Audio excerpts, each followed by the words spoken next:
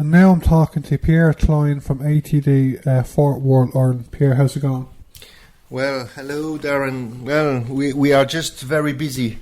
Okay, I interviewed you before, Pierre. Could you just remind our listeners of who ATD are, and could you also tell us about your campaign, Stop Poverty, and your reasons for launching it at this time of the year, please? Yeah, so ATD stands for All Together in Dignity, and in Dublin we are a group of 50 volunteers. Some of them have an experience of hardship because of poverty. Some of them want to express solidarity with them. Some of them are what we call full-time volunteers. So they are what we call the Dublin permanent team. So today in the office of ATD in Mountjoy Square, we have 7 people who are part of this permanent team and who are full-time volunteer. So now, thank you for asking us to speak about the Stop Poverty campaign. Well, it's a lot of things are happening. Now we are in the second year of the Sustainable Development Goals agenda. And we all know that Ireland has still to produce a strategy for these goals, and the main goals is to end poverty in all its form everywhere. And so that's one context. The other context is that ATD is celebrating this year the 100th birthday of Joseph Brzezinski, who was really an innovator in terms of fighting poverty and claiming human rights. He initiated the UN Day for the Eradication of Poverty. He was the kind of spiritual father of the United Nations guiding principle on extreme poverty and human rights. And this year we are celebrating we were celebrating on the 12th of February the 100 years anniversary of his birth, and we choose this day to launch internationally the Stop Poverty campaign. Yeah, and it's, as you're saying, internationally, it's an international campaign, so it's happening in all the countries ATD working internationally.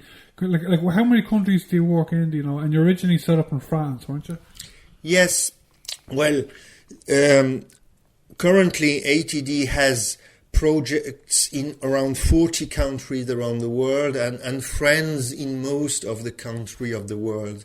So the campaign is beyond ATD in a certain way. It is supported by people from New Zealand, as Helen Clark, the director of UNDP.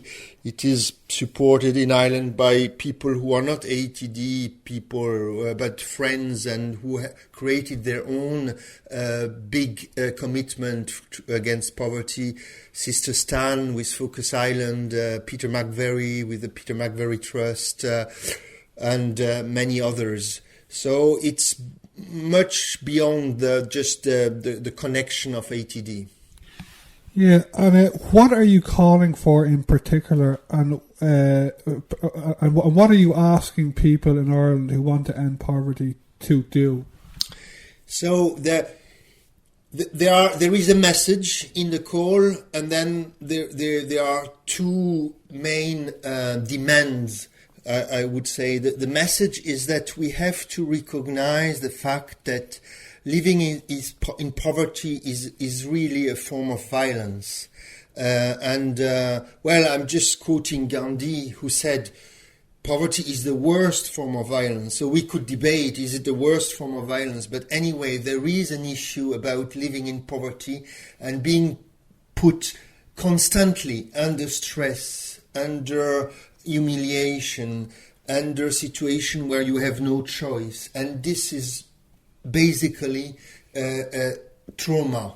So if poverty is trauma, and today's society is really trying to avoid trauma and to avoid violence, even if the world is still violent, so we really have to stop it.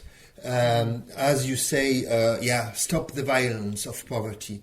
So that's the main message. And then there are two demands.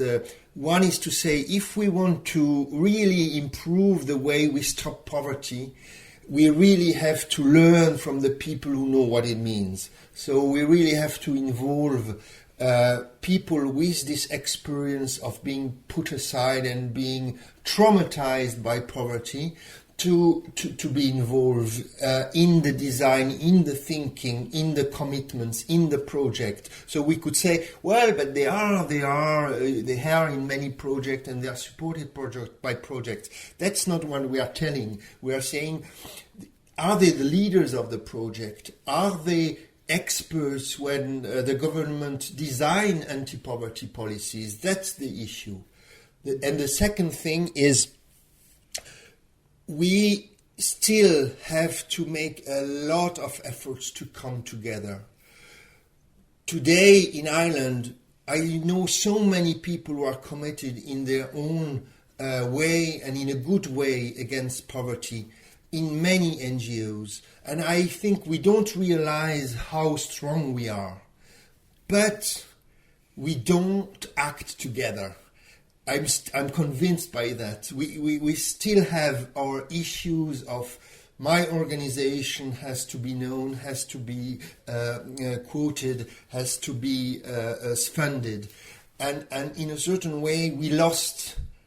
We can say we still lose the focus. The focus is not our organization. The focus is to stop and end poverty. And there is a big challenge to come together. Yeah, you mentioned Sister Stan there and Peter McVerry. Are you getting much support from politicians as well and from this campaign? And could you tell us about the initial media reaction to it? Yeah, so we are very small, ATD in Ireland, and I'm thanking you because you give us an opportunity to explain a little bit who we are.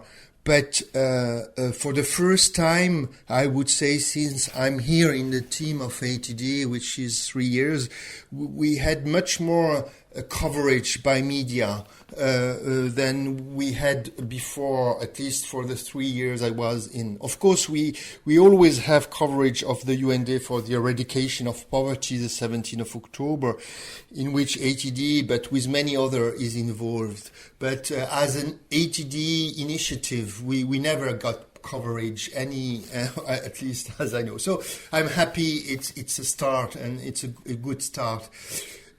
We are going today, in fact, on Valentine's Day, we are going to send again an invitation to all TDs and all senators to sign the appeal.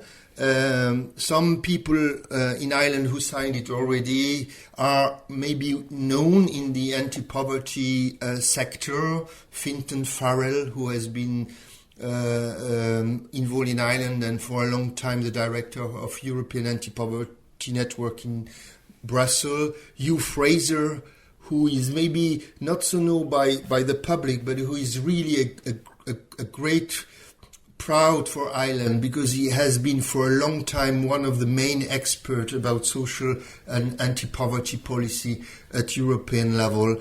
So you signed the appeal. Anastasia Quickly, who is known really well by many people here in the community sector, who created loads of projects in Ireland, Pavy Point, the Migrant Rights Centre, or other things, and also in Maynooth, the social studies.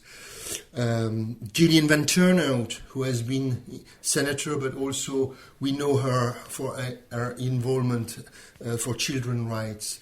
Fergus McCabe, who is one of the leading activists in the North Inner City, and of course, as you said, Sister Stan and Peter McVerry. So we hope we can build on. Maureen O'Sullivan. Yeah, of course. Thank you. She's a great supporter. Yes, Maureen, which probably is the first TD who supported, and she was with us on Sunday to launch the campaign at the Human Rights and Poverty Stone near the famine statues. Okay, and you mentioned them at the start of the interview, but ATD are a big supporter of the Global Goals for Sustainable Development, or SDGs, aren't you?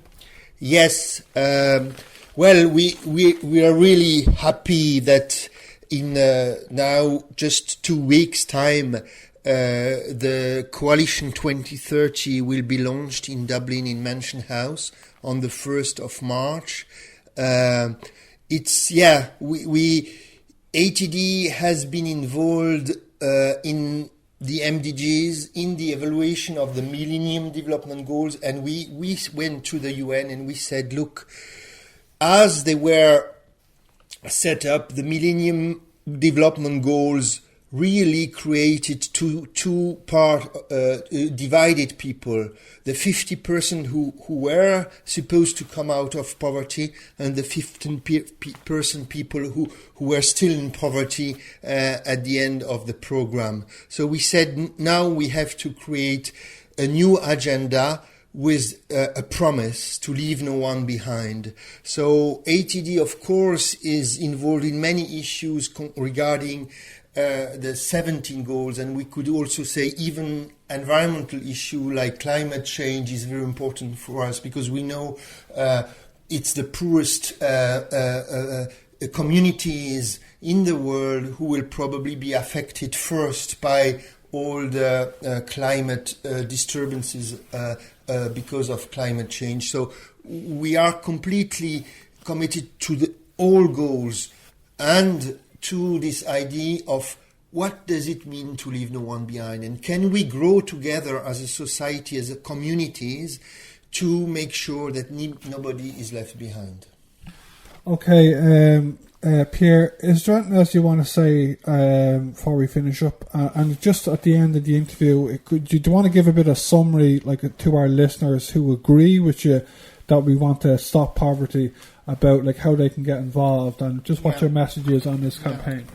So, thank you, Darren. So, first, visit the website of the campaign, and it's www.poverty-stop.org, or you go on the ATD website, atdireland.ie, and you will also find links to the campaign. So, and there you can write your message, why you think stopping poverty is important, and if you want, you could add your own picture, so that we create a mosaic of people committed all over the world to this aim.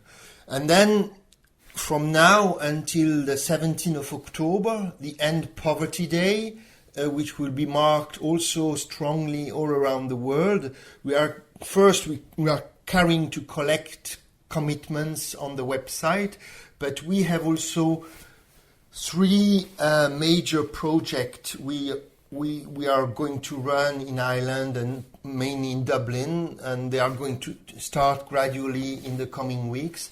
One is called When Voices Unite, and the idea is to sing together, to recognize the dignity of human beings. So the second project is named Stories of Change, and we want to collect positive messages of changes, what people who face hardship can see as ways to make change happen. And the third project is called the Brzezinski Legacy, and we would like that at the end of the year a little bit more people in Ireland would get an opportunity to discover what was the innovative thinking of Brzezinski, who were celebrating the centenary of the birth this year. So, again, Brzezinski, thank you for asking. Joseph Brzezinski, well, it's the founder of ATD. Yeah, he passed away 29 years ago in 1988. But basically, beyond ATD, he started and he gave the idea of the International Day for the Eradication of Poverty. So thanks to Brzezinski, we have a United Nations Day for the Eradication of Poverty. 17th of October. Yes, exactly, on the 17th of October.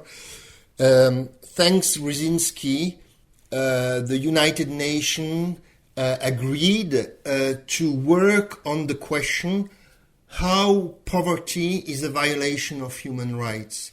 And in 2012, so now 5 years ago, the United Nations adopted what is called the UN Guiding Principle on Extreme Poverty and Human Rights, where you have a very elaborate reflection about the violation of human rights, which represent living from generation to generation in poverty. And if some people are interested, you may have heard the two words social exclusion.